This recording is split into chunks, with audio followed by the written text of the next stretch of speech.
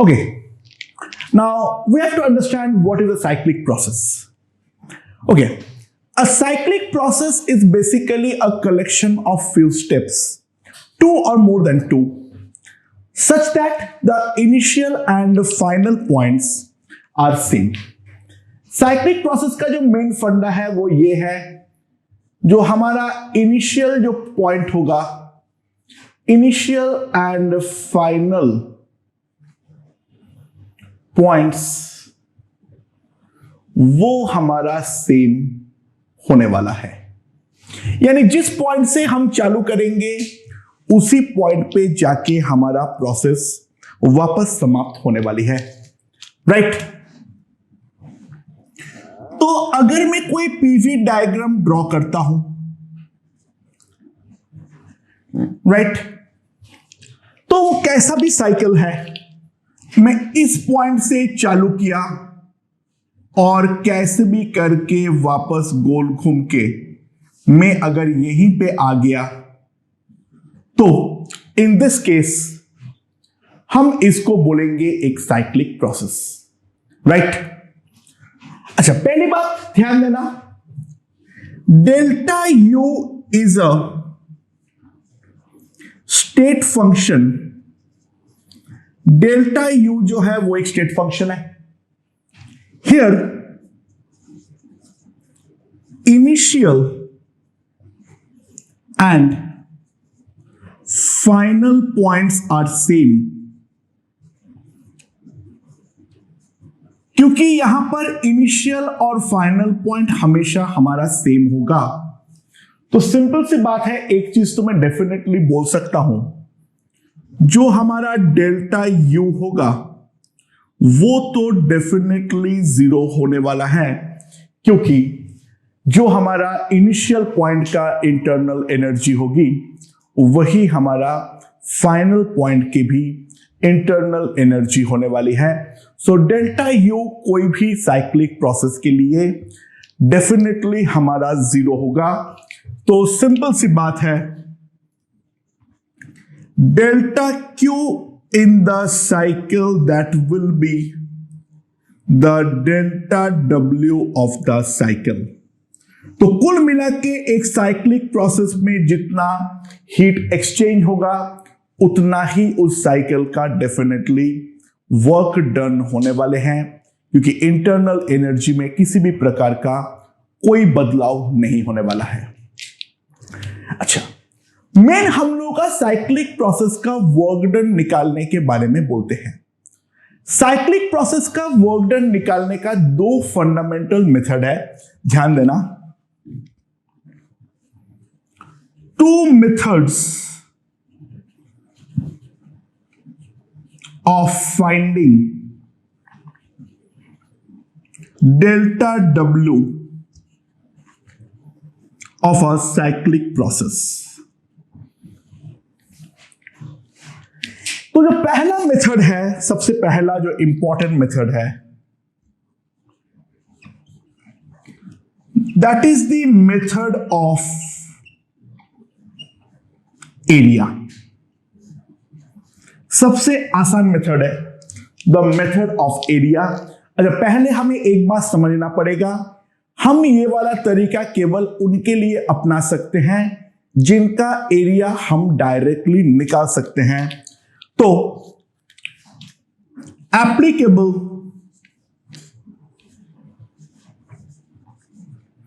For standard figures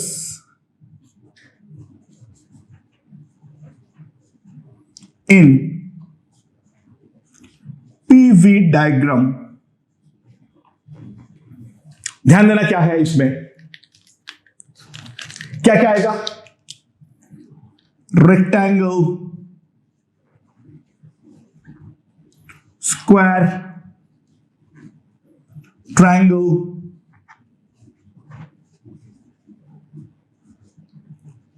trapezium, circle, ellipse,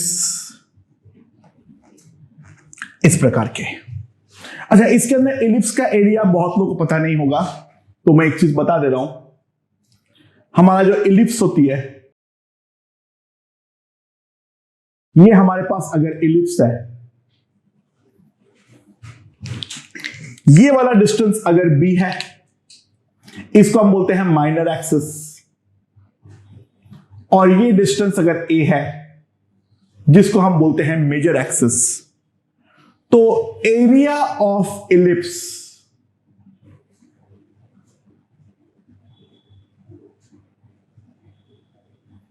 is equals to pi AB। Okay, हम area method का इस्तेमाल कर सकते हैं केवल और केवल उस केस के लिए जहां पे पीवी डायग्राम में हमारे पास स्टैंडर्ड फिगर्स हो। स्टैंडर्ड फिगर्स के मतलब rectangle, square, circle, ellipse, triangle, trapezium, ये सारे जिनका एरिया का डायरेक्ट फॉर्मूला मुझे मालूम है, राइट। जिनके फॉर्मूला डायरेक्टली हमें मालूम नहीं है, उसके बारे में हम ये वाला मेथड अप्लाई करने के बारे में सोच भी नहीं सकते हैं। So let's see. तो मेरे पास अगर कोई इन जनरल साइक्लिक प्रोसेस है, ध्यान देना ये वाला साइकिल जो है वो है मेरा क्लॉकवाइज साइकिल, यानी ऊपर एक्सपांशन है, नीचे कॉम्प्रेशन है, राइट। मैंने अपने मर्जी से कोई भी दो पॉइंट ले लिया, तो ये पूरा प्रोसेस को मैं मान सकता हूं A to B और फिर B to A। तो अब अगर मैं A to B के बारे में देखूं, अगर मैं A to B के बारे में देखूं, तो ध्यान देना A to B के लिए जो करस्पॉन्डिंग डेल्टा W AB होगा, वो क्या होगा? ये corresponding area like this, right. So और डेल्टा W BA क्या होगा? ध्यान देना, डेल्टा W BA ये वाला एरिया होगा। तो मैं अगर डेल्टा W AB देखूं, ऑब्वियस सी बात है इसके करस्पॉन्डिंग एरिया को मैं A1 बोल देता हूं, तो दिस इज A1। और ध्यान देना ये एक्सपांशन है, तो इस कारण पे ये वाला वर्क जो होगी वो पॉजिटिव होने वाली है। एंड सिमिलरली अगर मैं डेल्टा W BA देखूं, उसके करस्पॉन्डिंग एरिया जो है वो मेरा पिंक शेडेड एरिया है, that is equals to A2, that is negative. तो ऑब्वियस सी बात है, मैं अगर total work done in the cyclic process देखूं, that will be simply equals to A1 minus A2। A1 और A2 हमारे मैग्नीट्यूड्स है, राइट। और साफ साफ हम देख सकते हैं A1 हमारा ज्यादा है, A2 हमारा कम है, तो नेट वर्क डन पॉजिटिव आएगा। लेकिन ये जो A1 माइनस A2 है, अगर मैं ऑरेंज में से मैं पिंक को हटा दूं, तो इन दैट केस हमारे पास जो बचेगा ये ब्लैक शेडेड एरिया बचेगा, this is A1 minus A2। So, delta W cyclic process is equals to the area bounded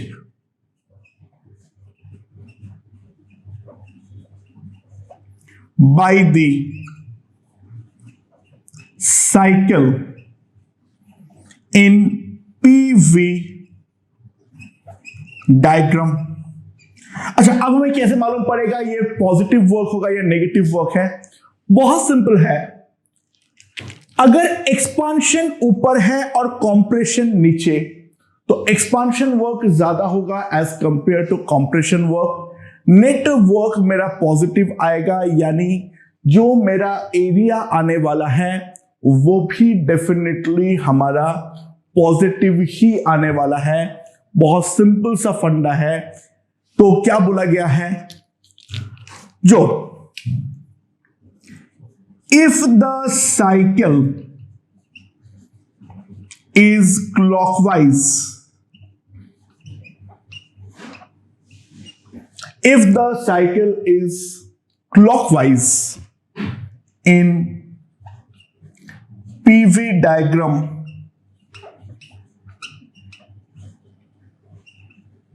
area is positive। ठीक है, तो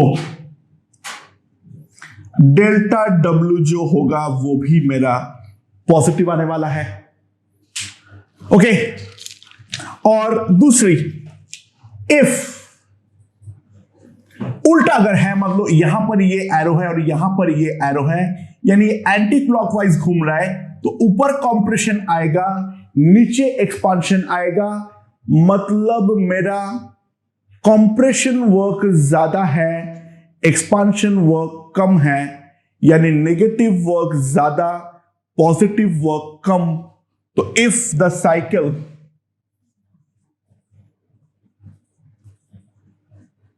is anti-clockwise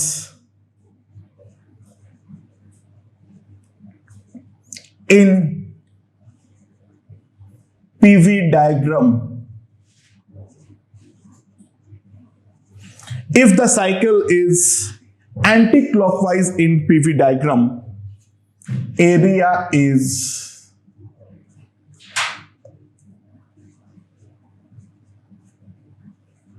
negative.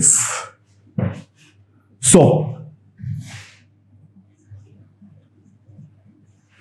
Delta W जो है वो भी हमारा यहां पे नेगेटिव होने वाला है। ये हमारा स्टैंडर्ड तरीका है, बस फिगर हमारे पास स्टैंडर्ड होनी चाहिए। तो जल्दी से जल्दी एक दो देख लेते हैं एग्जाम्पल। तो ये मेरा पीवी डायग्राम है। तो यहां पर है प्रेशर 2P0, यहां पर प्रेशर जो है वो है P0, यहां का वॉल्यूम जो है वो है V0, यहां का जो वॉल्यूम है वो है 2V0। ठीक है,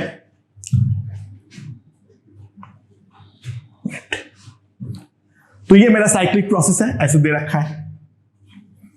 तो कैलकुलेट, अच्छा, ये ड्राइंग के ऐसे होने के कारण बहुत लोग इसको सर्कल समझना चालू कर देते हैं, बट यहां पर हमें ध्यान देना जरूरी है, हमारे पास P0 और V0 में कोई रिलेशन नहीं है। ये देखने पे सर्कल लग सकता है, बट हम कुछ नहीं दावे के साथ कह सकता हूं, in general it is an ellipse. हो सकता है वो सर्कल हो जाए, वहां पे P0 और V0 के वैल्यू में रिलेशन होगा। ठीक है, बट इन जनरल ये एलिप्स है, ये सर्कल नहीं है। पहले ये बात हमें दिमाग पे क्लियर कर लेना पड़ेगा।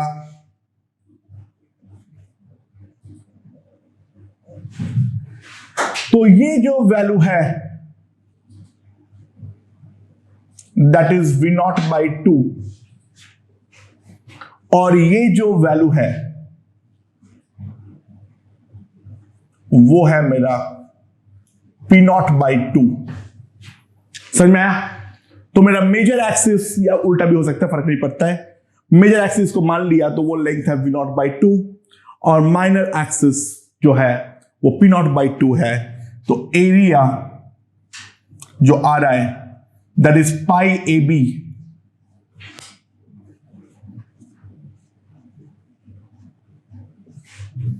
एरिया ही आ जाएगा। अब साइकिल जो है वो क्लॉकवाइज है या एंटी क्लॉकवाइज है, ध्यान देना साफ साफ। ये क्लॉकवाइज साइकिल है, ऊपर एक्सपांशन है, नीचे कंप्रेशन है। तो डेल्टा W यानी साइकिल इज क्लॉकवाइज, तो डेल्टा W यहां से आ जाएगा π/4 इंटू P0 V0। राइट, या फिर मान लो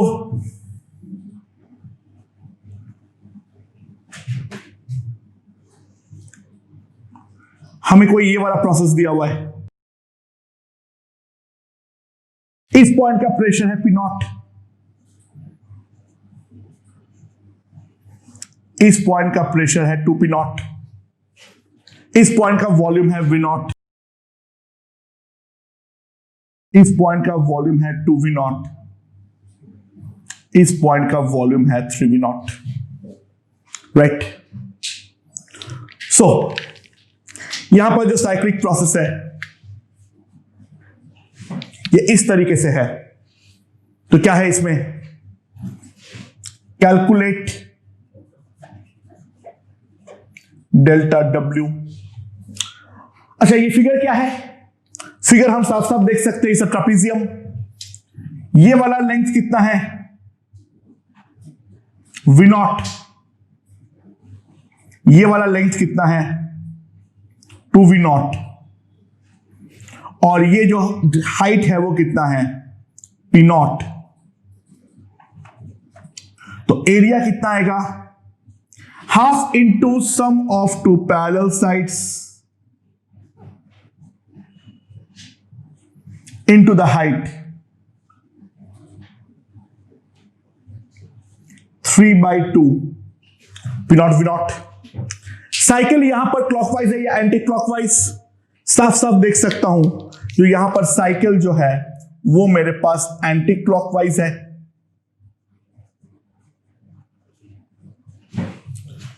नाउ एंटी क्लॉकवाइज में वर्क पॉजिटिव आती है या नेगेटिव, डेफिनेटली नेगेटिव।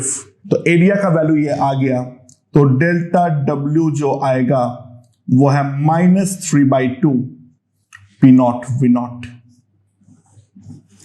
तो अगर हमारे पास स्टैंडर्ड फिगर्स है, हम इस तरीके से साइक्लिक प्रोसेस में आसानी से वर्क निकाल सकते हैं, लेकिन हमेशा हमारे किस्मत इतने अच्छे तो नहीं रहने वाले हैं। तो the second way of solving is step by step.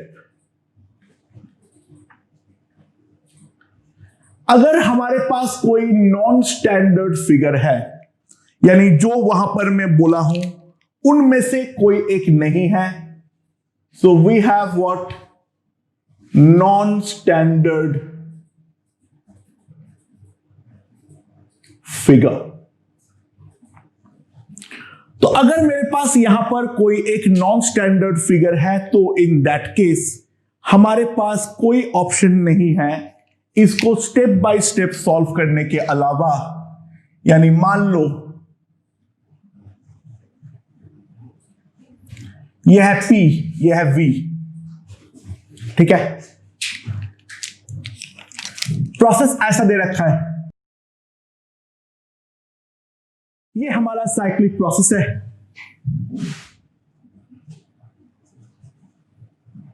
ठीक है, ये जो है ये मेरा आइसोथर्म है, ये जो है ये मेरा आइसोथर्म है, राइट, ओके। तो A से B से C एंड C से A हमारा आइसोथर्म है। Now isotherm is a rectangular hyperbola, तो ऑब्वियस सी बात है मैं यहां पर कुछ भी नहीं बोल सकता हूं एरिया के बारे में, क्योंकि रेक्टेंगुलर हाइपरबोला का एरिया डेफिनेटली हमें कोई आइडिया नहीं है। ओके, नाउ लेट्स सी, हमें जो इंफॉर्मेशन दिया हुआ है वो ये दिया हुआ है, ये वाले पॉइंट का प्रेशर है P0, ये वाले पॉइंट का प्रेशर है 2P0, और इस पॉइंट का टेम्परेचर जो है वो T है। ठीक है, हमारे पास है N moles ideal mono atomic gas.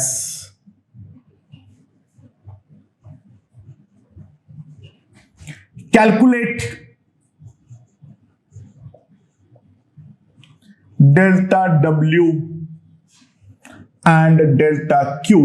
अच्छा, डेल्टा W और डेल्टा Q जो है वो हम सबका निकालेंगे, यानी बेसिकली मैं ये बोलना चाह रहा हूं स्टेप बाय स्टेप का निकालेंगे और फिर ये प्रूफ करेंगे डेल्टा डब्ल्यू और डेल्टा क्यू डेफिनेटली हमारा इक्वल जो है वो होगा ही होगा।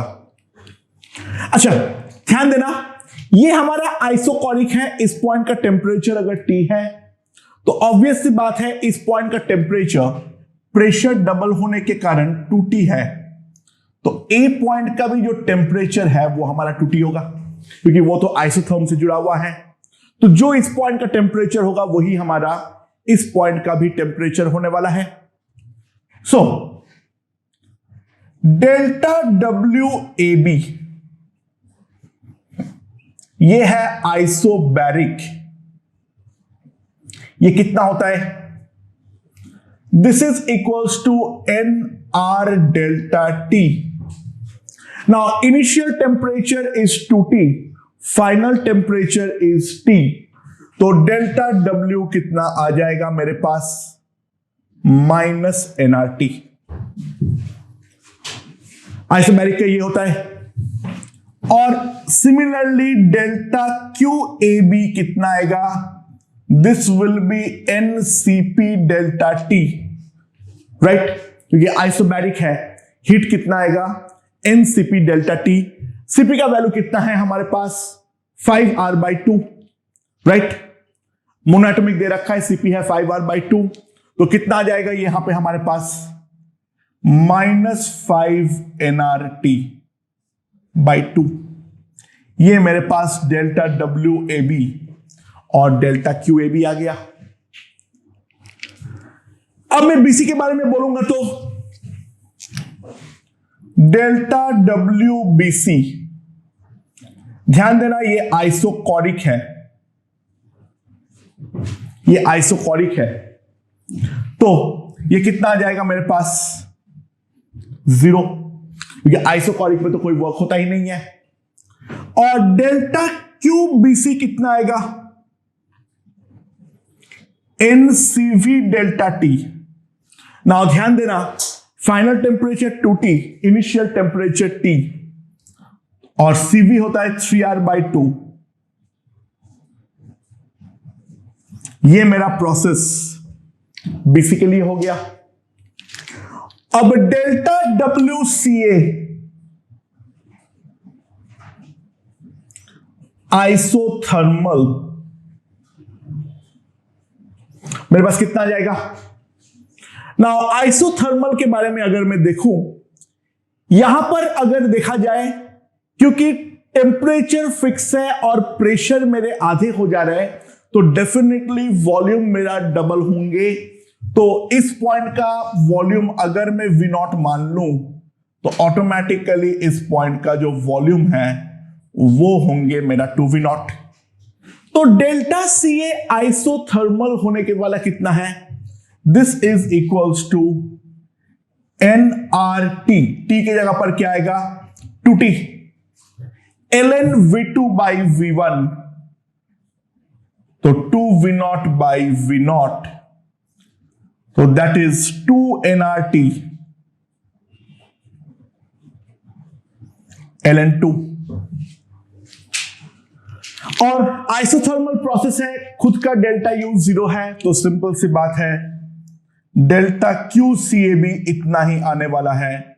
This will also be 2 NRT ln 2। So delta W cycle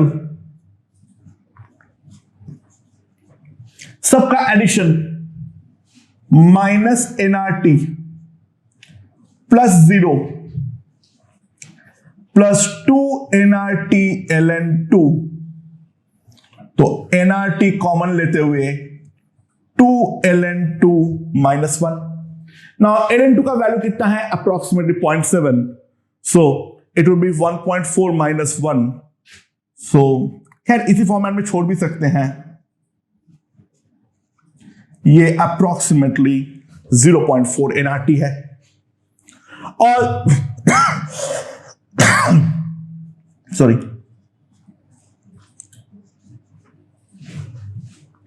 delta Q cycle अगर हम निकालें तो कितना आएगा? -5 nRT by 2 plus 3 nRT by 2 plus 2 nRT ln 2। Now यहां पर हम ध्यान दें, 5 - 3 -2, 2 2 गॉन, तो जैसे कि आना चाहिए था यहां पर वही आया है, -nRT plus 2 ln 2 nRT। तो nRT कॉमन लेते हुए आ गया 2 ln 2 -1। तो एनी हाउ आना चाहिए था डेल्टा W साइकिल और डेल्टा Q साइकिल इक्वल, जो कि डेफिनेटली यहां पर साफ साफ हमारे पास आया है। तो हमारे पास सॉल्व करने का दो ही टेक्निक होता है, या तो हमें स्टैंडर्ड एरियाज मिल जाए और स्टैंडर्ड एरिया मिल जाते हुए हम लोग क्या करें, हम इसको डायरेक्टली एरिया के फॉर्मूले से सॉल्व कर दें, किस्मत अच्छी है। या तो उसको हमें अगर नॉन स्टैंडर्ड फिगर का सामना किए तो स्टेप बाय स्टेप ही उसको सॉल्व करना पड़ेगा। इसके अलावा हमारे पास और कोई ऑप्शन नहीं बचता है। ओके।